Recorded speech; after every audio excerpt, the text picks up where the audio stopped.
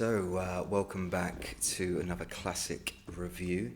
Today we're going to be looking at the 1987 movie China Girl. That was directed by Abel Ferrara. This is his fourth feature film following Miss 45, which I reviewed already on this channel, and Fear City from 1984. I'd actually never seen this until like 2 days ago. I'd actually never seen this movie before. I admit completely I am a Abel Ferrara fan. So Abel Ferrara, a great director, very familiar with his work. Actually, I think that was the only production left that I'd not seen of Abel Ferrara's from the 1980s. So his first production was Miss 45. He then went on to do Fear City in 1984. He directed 2 episodes of Miami Vice.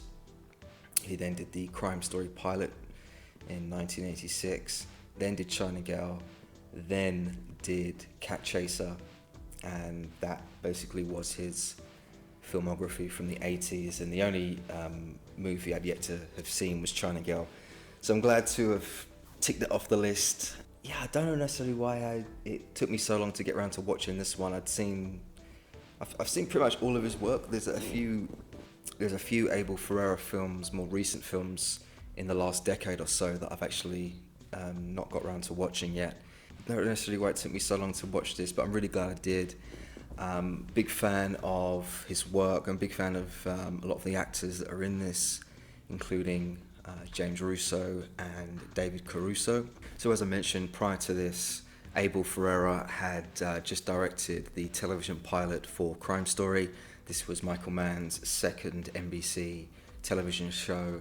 And in the pilot episode of Crime Story, we have a young David Caruso starring in the show. His character actually gets killed off in the pilot. So this is actually the second of 3 times in which Abel Ferrara works with David Caruso. I'm a big fan of David Caruso. I know he gets memed a lot, obviously, with... But he is a great actor, especially some of his early work, including King of New York, another Abel Ferrara movie, and also his performance as John Kelly in NYPD Blue. And I've seen a lot of David Caruso's work as well. And once again with China Girl, I knew he was in this. I knew this was directed by Abel Ferrara. This movie is right up my street. I don't know why it took me so long to get around to watching this, but kind of glad that I did. It's kind of like unearthing a new movie. It's worth noting here as well, the lead character is played by Richard Panabianco. This is like his first ever movie role. I'd recognised him because basically I'm a big Miami Vice fan, and I'd seen him before and I was like, yes, no, Miami Vice, I remember him. I remembered Richard Panabianco in this episode called Contempt of Court, and I just went to online just to quickly look up when that was released. And coincidentally, which is really strange, China Girl was released on the same day Panabianco's appearance on Miami Vice. Basically, it was aired on the same day, the 25th of September 1987. So pretty cool day for that guy. His opening movie come out. Oh, and later on, I'm going to be appearing on Miami Vice. So we're getting to the story here, the crux of the story. It's basically Richard's character, Tony, falling in love with a local Chinese girl. This relationship hits many speed bumps along the way. There's a lot of gang violence, gang involvement with the Chinese and the Italians both basically feuding on either side. There's also an inner power struggle within the Chinese. So very, very interesting stuff. On the surface, it is a romantic story, but I'm going to be honest, the love storyline between Tony and Ty, the Romeo and Juliet, if you will, even though that's kind of the main thing in terms of the marketing and stuff like that, there is a very, very strong undertone of gangsterism and gangland violence between the two groups, which Abel Ferrara does very well. Reading the synopsis of this movie, you're like, oh, it's a love story, it's got a young cast, but even though it definitely is a little bit softer and a little bit tamer in terms of the violence compared to other Abel Ferrara movies, I mean, it's more than a love story. The love story between the two is only kind of, it's not the whole crux of the film, if you know what I mean. Just looking at the 4 films Abel Ferrara did, if we're looking at his first feature, Driller Killer, then Miss 45, then Fierce City, and then China Girl, we see an evolution of style emerging from this director. And definitely up to this point in 1987, this was Abel Ferrara's most stylish feature film. And you see it in the use of the lighting, the cinematography. There's some really, really nice shots within this movie. One very haunting scene, an upwards angle of this Chinese guy like basically hung from a lamppost. It's like haunting, but just the way it's shot with the kind of the light blue kind of background, it's hard to articulate, but it's just done very nicely, very kind of stylish way.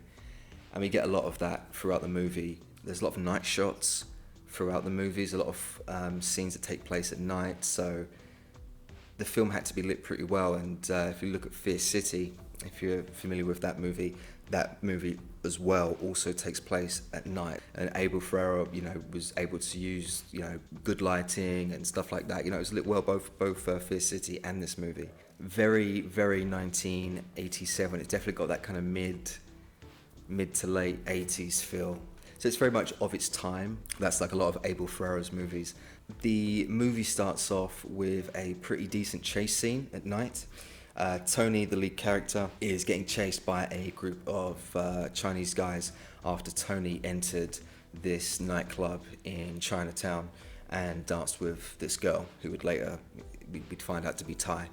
Yeah, the chase is going on for a few minutes. A lot of great scenery going through Chinatown, shot very well. The chase kind of ends down an alleyway and we get an introduction to James Russo's character and David Caruso's character.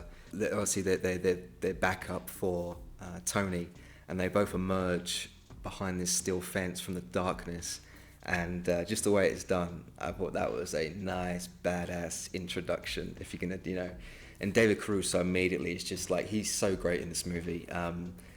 I would still say his performance in King of New York is better, but only just a little bit, because in this he's intense. He was very intense in the Crime Story pilot. So obviously Abel knew, okay, this guy's got something that he can bring to the table, and he does bring this intensity. And it's just awesome. We've got the Italians facing off with the Chinese, and this is something that we're going to see a lot throughout this movie. A fight breaks out. David Caruso is using a chain. He's whacking people. The violence isn't too much, I would say. I mean, just in terms of Abel Ferrara and what he's previously done, this is tame in comparison, but still pretty awesome kind of fight. Up until this point, Tony's character's just been running and trying to I don't want to fight, just trying to get out of the situation. And then suddenly he gets the backup and the fight begins, and it kind of just shows James Russo's character. He plays the brother of Tony. His name is Albie. He's not messing around. David Caruso's character, his name is Mercury. He's not messing around. So it's a great little kind of fight to kind of kick off the movie.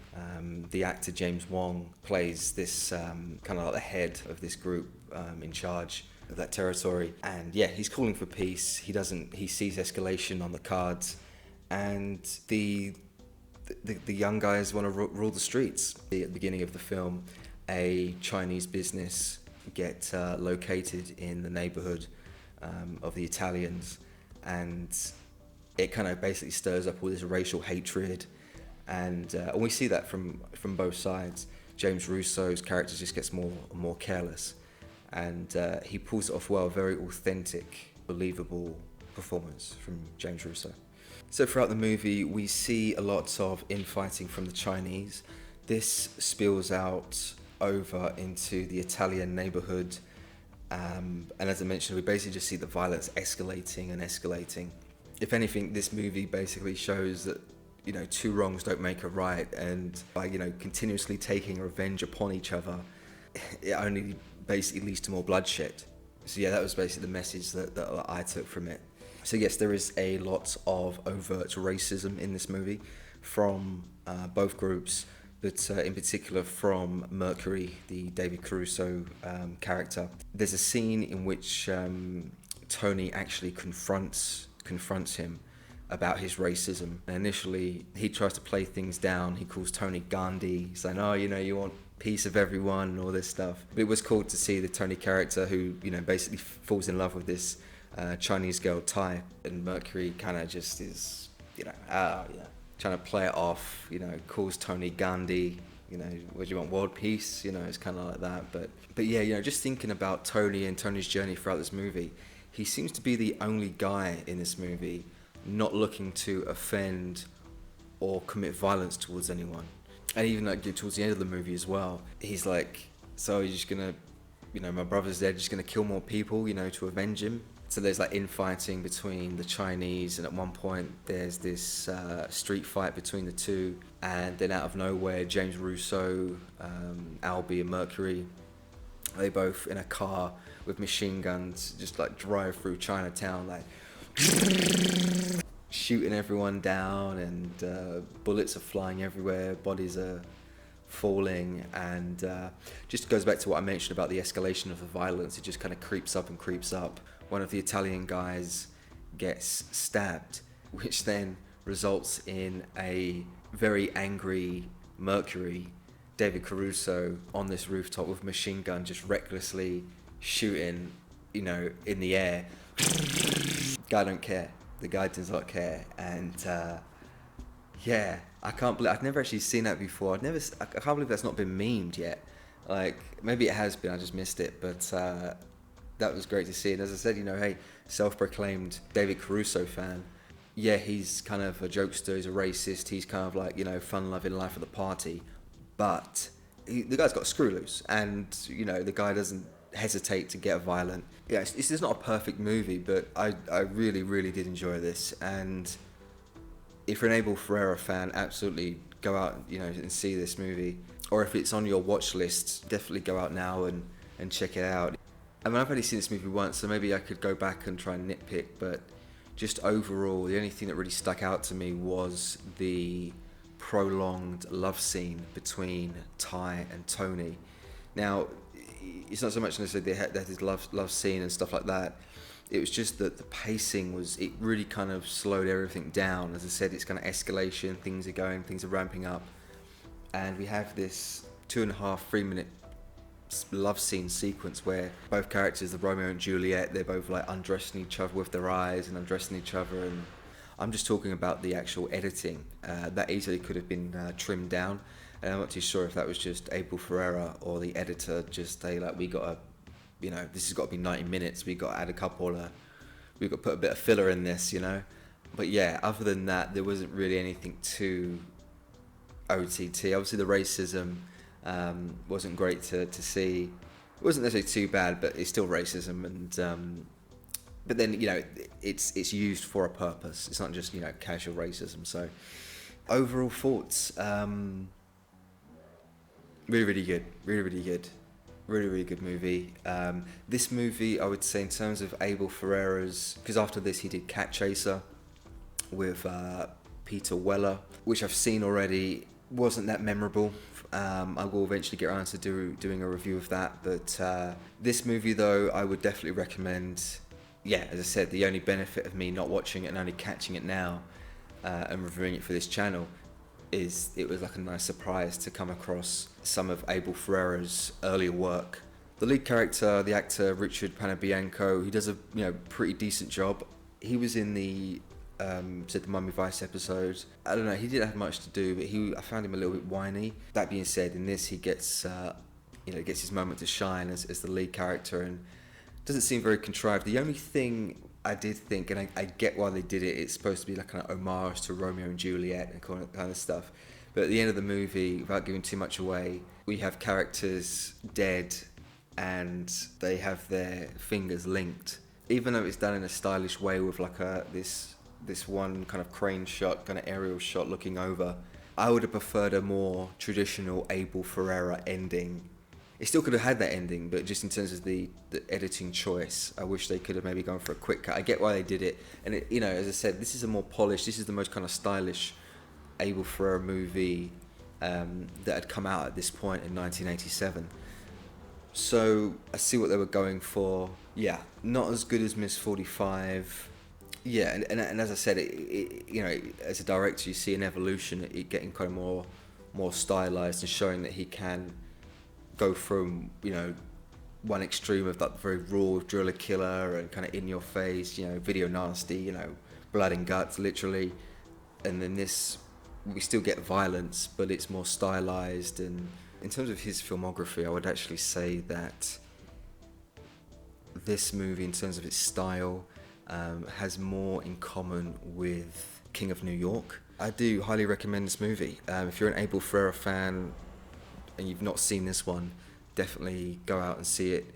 If you're a fan of his earlier work, this is you'll love this. There are a few moments where it's a bit but overall, you know, great performances all around. Everyone's believable. There's nothing too contrived or pretentious about it, other than really kind of the finger ending thing.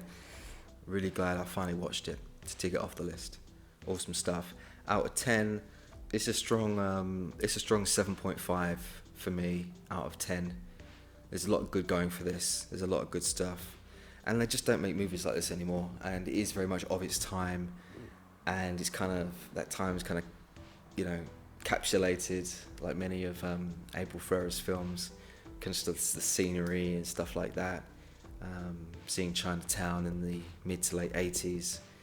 Very, very cool stuff. So, yeah, highly recommend it. Like, subscribe.